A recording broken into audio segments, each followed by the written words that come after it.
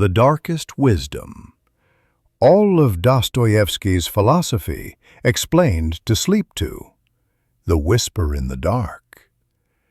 This section opens like a psychological thriller, quiet, atmospheric, almost ritualistic. We start with a haunting question. What if the darkest truths about human nature were the ones that could save us? The narrator reflects on Dostoevsky, writing by candlelight in Siberian exile, trembling hands, hearing the footsteps of guards. The point is to emotionally immerse viewers before introducing philosophy. We hint at the central theme. Dostoevsky didn't just study the human mind. He dissected it like a surgeon operating without anesthetic. We introduce the idea that humanity walks a thin line between reason and chaos, and Dostoevsky believed that understanding this balance reveals our true identity. This section uses tension, mystery, and slow tension building, like Pursuit of Wonder's cinematic openings. We promise the viewer a journey into the mind. Desire, guilt, rebellion, nihilism, faith, freedom, and the terrifying possibility that humans secretly crave their own destruction. The hook ends by stating, Dostoevsky didn't just predict the modern world. We are living in the very future he feared. The Man in the Abyss. Dostoevsky's life as a psychological experiment. This section frames Dostoevsky's life as a real-time psychological experiment conducted by fate. Poverty, gambling addiction, near execution, imprisonment, epilepsy, and constant brushes with death. We present him as a man who survived his own darkness long enough to describe it to the world. Like Academy of Ideas, we connect his suffering to the birth of deep philosophical insights.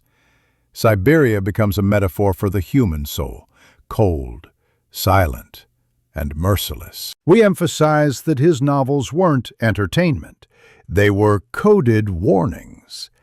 Every trauma he endured sharpened his understanding of rebellion, moral conflict, and existential despair. We connect his environment to massive philosophical questions.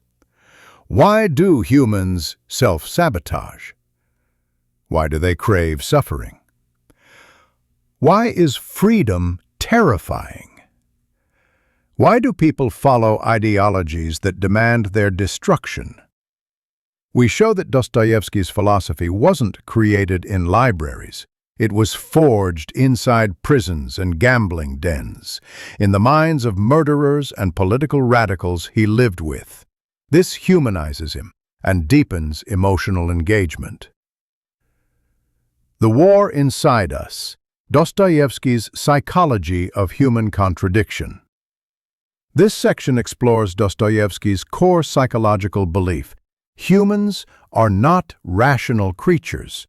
They are contradictory beings, torn between logic and chaos, morality and desire, freedom and submission. We use powerful examples from his characters, Raskolnikov, Ivan Karamazov, Stavrogin, to show his theory of divided consciousness.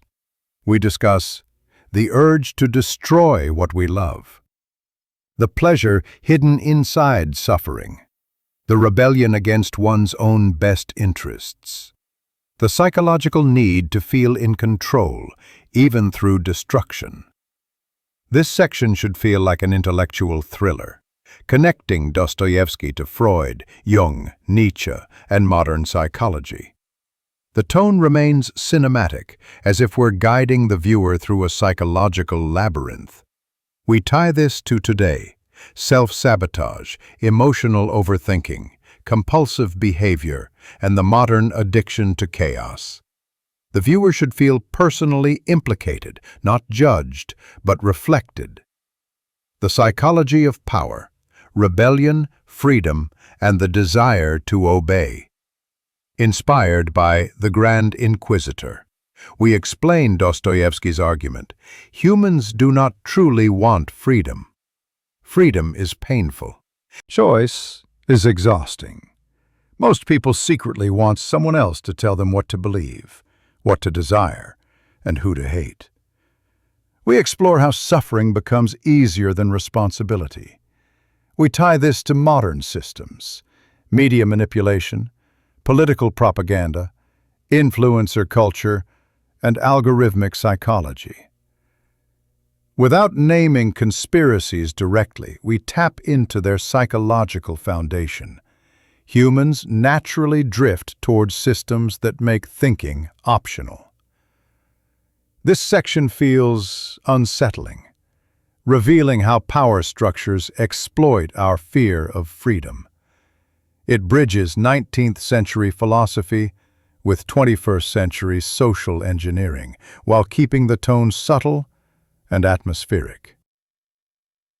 Into the underworld, Dostoevsky's confrontation with nihilism. This section examines Dostoevsky's greatest intellectual enemy, nihilism. We describe it dramatically, like a virus spreading through the minds of young radicals in 19th century Russia. Much like the ideological polarization and existential numbness of today's youth. We analyze Demons, Notes from Underground, and the Brothers Karamazov, showing how Dostoevsky predicted ideological extremism, moral relativism, the collapse of meaning, psychological emptiness in modern society. We show how he believed humans cannot survive without meaning, and when deprived of it, they become vulnerable to fanaticism or despair. This part feels dark, atmospheric, and intense. 6. The final paradox, suffering as the path to awakening. Here, we guide the viewer into the core of Dostoevsky's philosophy. The idea that suffering is not merely unavoidable, but transformative. We explain his belief that human consciousness sharpens through struggle and moral conflict. Without pain, no wisdom. Without loss, no identity. Without despair, no awakening. We use symbolic and cinematic language, suffering as fire, cleansing, a psychological rebirth. We connect Dostoevsky's insights to modern self-help, trauma psychology, and existential therapy, but in a poetic, emotionally resonant way. This section provides relief, hope, and catharsis after the script's darker elements. Closing reflection. The darkest wisdom. The script ends with a slow, emotional fade-out, calming, introspective, almost hypnotic. We summarize the dark wisdom Dostoevsky offers, that humans are flawed but capable, irrational but profound, terrified of freedom but yearning for it, broken yet redeemable. This final section invites the listener to see their own contradictions not as weaknesses, but as the essence of their humanity. We close with a cinematic message.